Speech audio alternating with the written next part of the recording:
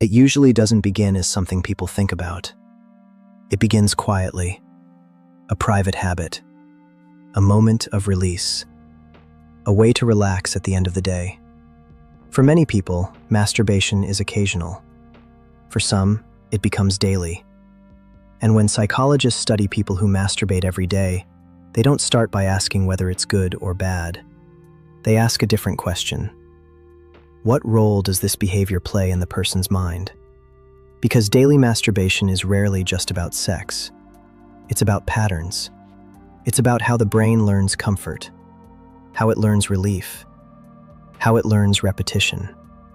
And once those patterns form, they can become surprisingly powerful. Psychologists have found that people who masturbate daily are not a single group. They don't share one personality. They don't share one motivation. They don't share one outcome. What they share is a behavior that the brain has decided is useful. And the brain never repeats something without a reason. At the center of this behavior is the brain's reward system. The human brain is built to remember what feels good and what reduces discomfort. Orgasm is one of the most intense reward events the brain can experience. It triggers dopamine, the chemical that marks experiences as important and repeatable. It releases endorphins that reduce tension. It activates systems associated with calm and relaxation. From the brain's perspective, this combination sends a clear message. This works. When a person masturbates occasionally, that message fades. But when it happens daily, the brain begins to expect it. Not as a desire, but as a routine. Over time, daily masturbation often stops being driven by sexual arousal alone. Instead, it becomes linked to specific moments. Late at night, being alone, after stress, during boredom, before sleep. The brain connects context to relief, and once that connection is established, the urge can appear automatically, even without strong sexual desire. This is why many daily masturbators describe the behavior as something that just happens. Psychologically, this is habit conditioning. The brain has learned a predictable loop, a trigger, a reward, and once a loop becomes efficient, the brain prefers it. Another major psychological factor is stress regulation. In clinical observations, daily masturbation appears frequently in people living with chronic stress. High workloads, emotional pressure, anxiety, burnout. This is not a coincidence. Orgasm activates the parasympathetic nervous system, the part of the body responsible for rest and recovery. For a brief period, the mind quiets. Muscle tension drops. The nervous system shifts out of survival mode. For someone under constant pressure, that calm can feel essential. Psychologically, masturbation becomes a self-administered form of relief. Not because the person is seeking pleasure, but because the body is seeking regulation. In these cases, daily masturbation functions less like a sexual behavior and more like a coping mechanism. A way to signal the end of the day, a way to shut the noise off, a way to feel normal again. Another pattern psychologists frequently observe is emotional compensation. Many people who masturbate daily are not driven by intense sexual appetite. They are driven by emotional gaps, loneliness, lack of intimacy, lack of affection, lack of feeling desired or connected. The brain does not distinguish cleanly between sexual comfort and emotional comfort. Both activate overlapping systems. Both can reduce emotional pain. Both can create a temporary sense of closeness. In the absence of real connection, the mind looks for substitutes. Masturbation, especially when paired with fantasy or imagery, can provide a brief illusion of warmth and closeness. Not permanently, not fully, but enough to quiet the discomfort. From a psychological standpoint, this is not weakness. It is adaptation. The brain is attempting to meet unmet needs with the tools available. And in modern life, those tools are always accessible. Another important shift occurs when pornography is involved. Pornography changes the psychology of daily masturbation in a fundamental way, because porn does not only stimulate arousal, it stimulates novelty. The brain releases more dopamine in response to new and unpredictable stimuli.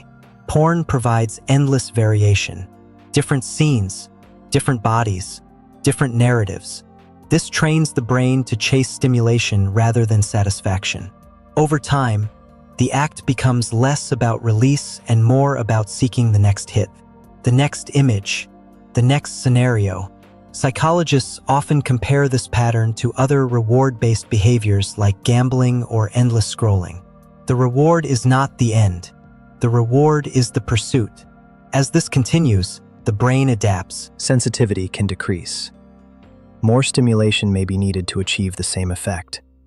And for some people, this leads to escalation. Not because they want it, but because the brain demands it. In some cases, daily masturbation crosses a psychological threshold. It shifts from habit into compulsion. Compulsion has a specific meaning in psychology. It refers to a behavior repeated to relieve discomfort, even when it no longer brings satisfaction. At this stage, the behavior is not driven by desire. It is driven by relief-seeking. People in this pattern often report a sense of restlessness or tension that builds until the behavior occurs. Once it does, there is temporary calm, followed by emotional emptiness, sometimes guilt, sometimes frustration, sometimes numbness. This emotional crash is partly neurological. Dopamine spikes are often followed by a drop, but it is also psychological, because the person recognizes, consciously or unconsciously, that the behavior did not address the deeper issue. It only postponed it. This is where shame often enters the picture. Not because masturbation is inherently shameful, but because the person feels out of control, and loss of control is distressing to the human mind.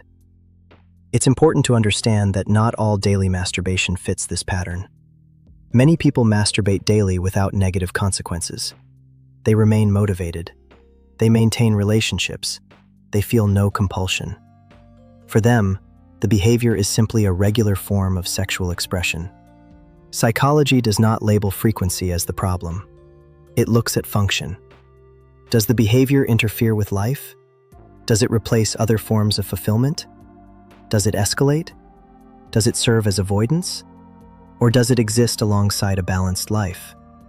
The same behavior can mean very different things depending on the answers to those questions. What makes daily masturbation such an interesting subject is that it sits at the intersection of biology, emotion, habit, and environment. It is influenced by stress levels, by social connection, by access to stimulation, by mental health, by learned routines. It reflects how modern brains cope with modern conditions. In many cases, daily masturbation is not a sign of excess desire. It is a sign of efficiency. The brain has found a fast, reliable way to regulate itself, and the brain repeats what works, again and again and again. From a psychological perspective, daily masturbation is best understood not as a moral issue, but as a signal of how someone's brain manages reward, how it manages stress, how it manages emotional needs, and how it has adapted to its environment. When viewed through that lens, the behavior becomes less mysterious and less judgmental. It becomes a window into how the human mind seeks balance in a world that constantly pushes it out of balance. For some, it remains a neutral habit. For others, it becomes a coping system. For a smaller group, it becomes a trap. The difference is not the act itself. The difference is what the mind is using it for. And that is the psychology behind people who masturbate every day.